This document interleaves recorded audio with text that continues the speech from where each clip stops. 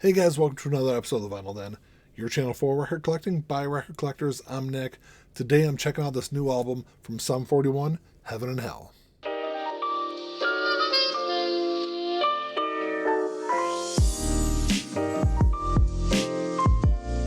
There's a bunch of links down below. Make sure you check them out. There's links for the Vinyl Den Facebook group, for the merch page, for the Spotify and Apple Music playlist that I put together every week, and the Patreon page. Make sure you go check all that out. Of course, if you enjoy the episode, make sure you give me a thumbs up.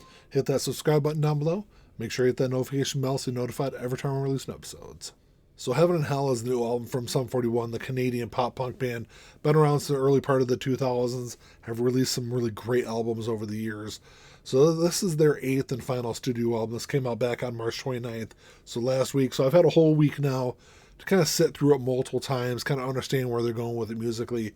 So I'll give you my quick review of the album. So this new album was produced by Mike Green and Derek Whibley, which Derek has done all the production work on all the Sum 41 albums, I think since Chuck. I think was the last one he didn't produce. He also did all the engineering on this album. He did all the mixing on this album. It was recorded as home studio. It's basically the way the band is kind of rounding out or finishing out the band's career. The album is recorded in a way it really kind of brings the two eras of the band together. If you're a fan like me of the earlier part of the band, you know that they started out as a kind of a straightforward pop punk band. Their first album was produced by Jerry Finn, very much fit into that early 2000s punk era. It's like Blink-182 and Good Charlotte and bands like that. And then after a few albums, they transitioned. I think Chuck was kind of the transitional album for the band, but they transitioned from that pop punk sound into this harder, heavier sound, almost heavy metal kind of sound that the band would primarily have throughout the rest of their career. So what Heaven and Hell is, it's a tribute to the early part of the band's sound, which is the heaven part of the album. And then the second part of it is the hell part, and that is the darker, heavier sound that the band has had since, like I said, I think since Chuck they've had that sound. So the thing I noticed right away on this album is this is a double album. So the Heaven side, which is the pop punk side, is the first half of the album. It's super catchy, and I think it's probably some of the best pop punk stuff that Sum 41 has put together since probably Does This Look Infected, which is their second album.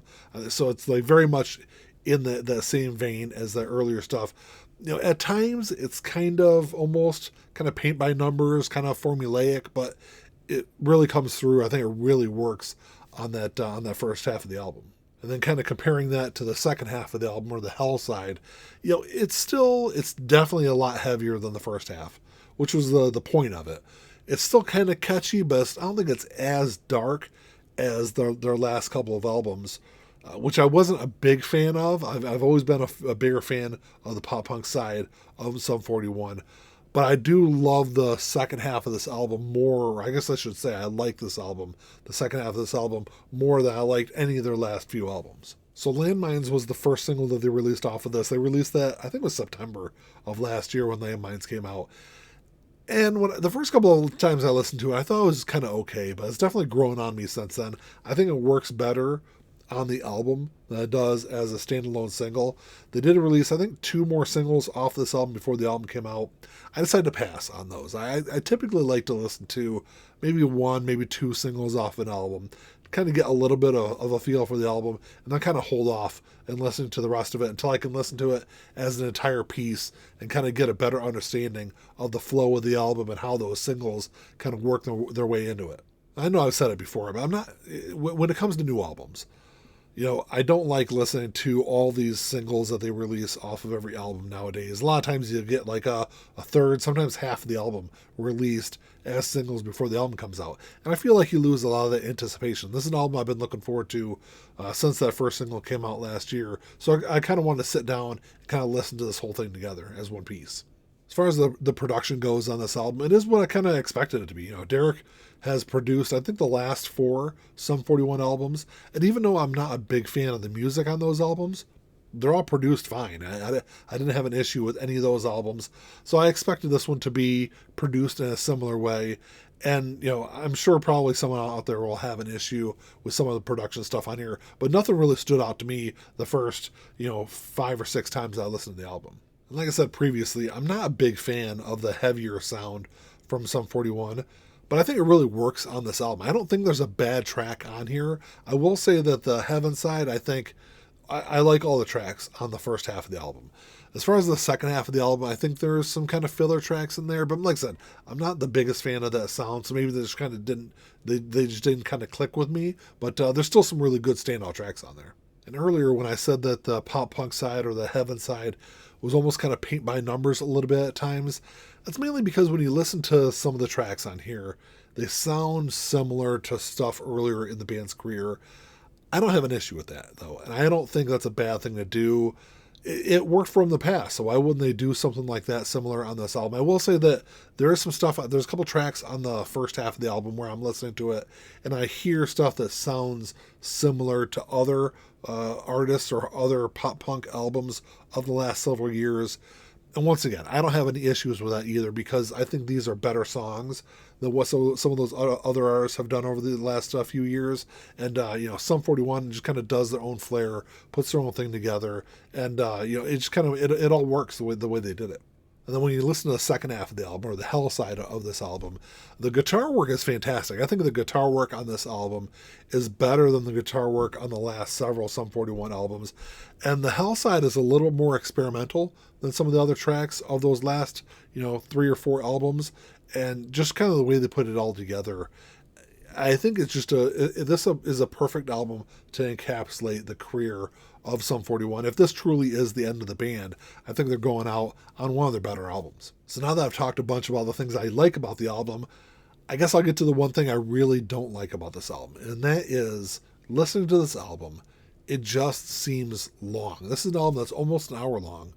It's a double album, I get that, so it is going to be longer, but it can be kind of hard to listen to the whole thing in one sitting. It's almost, and I'm used to listening to long albums, but I think the flow on this album, because the way it's kind of broken up basically into two very different halves of the album over the 20 tracks, I think it would have been better served had they actually broken this up and just done a Heaven album and a Hell album. You could have just released them at the same time, but just kind of package them and put them out as 2 separate albums. I know the flip side to that argument is, well, if they did that and they broke them up into 2 albums, they probably would have had to put more tracks together on there, and maybe they would have had some filler on there that people didn't like, and then the whole conversation at that point would be, well, why'd they release that as 2 separate albums? They could have just trimmed a couple of tracks off each one and put it all together as one album. So I understand that argument is out there, but I think the way this album works, I think it would have worked better, kind of flowed better, had they broken up into 2 separate albums. I will say that the Heaven side of this is 26 minutes and 29 seconds. The Hell side of it is 28 minutes and 33 seconds. So both of them are under 30 minutes. That's why I said you might have had to add 1 or 2 tracks on there to kind of flush out the album. But I think it would have worked better overall. So as far as my favorite tracks on this album, I'll give you some off of each side of it. So my favorite tracks off of the Heaven side, Landmines, which like I said was the first single on there, and it's really grown into one of my favorite songs on the album. So I like that one. Time Won't Wait, Dopamine, which is probably my favorite track on the album, and Radio Silence. I think those 4 tracks, at least in my opinion, are the best songs off of the Heaven side. And on the Hell side, Stranger in These Times, Over the Edge, How the End Begins. I think those 3 tracks are great. And then I'm going to throw in Paint It Black, because that's the one track that I see a lot of people complaining about. Well, why they did this whole album, put this whole thing together, why they do a cover of Paint It Black.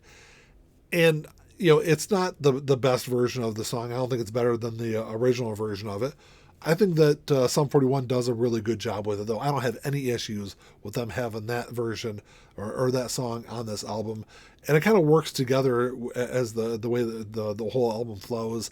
I will say maybe they should have put that and maybe as I guess I'll take that back. I was going to say maybe they should put it as the last song in the album, but the album ends with How the End Begins, which I think is a perfect way to kind of put this whole thing together. So maybe had they kind of slid that up a little bit, a few tracks on the Hell side, it wouldn't have been such kind of a change musically throughout that last part of the album. So as far as the physical album, I've got it on vinyl. I haven't bought it on CD, even though I probably will grab a copy of it.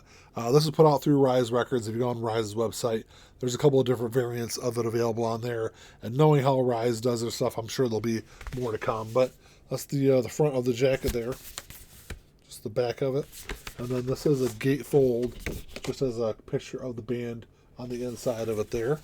And then this has 2 printed inner sleeves that the albums came in.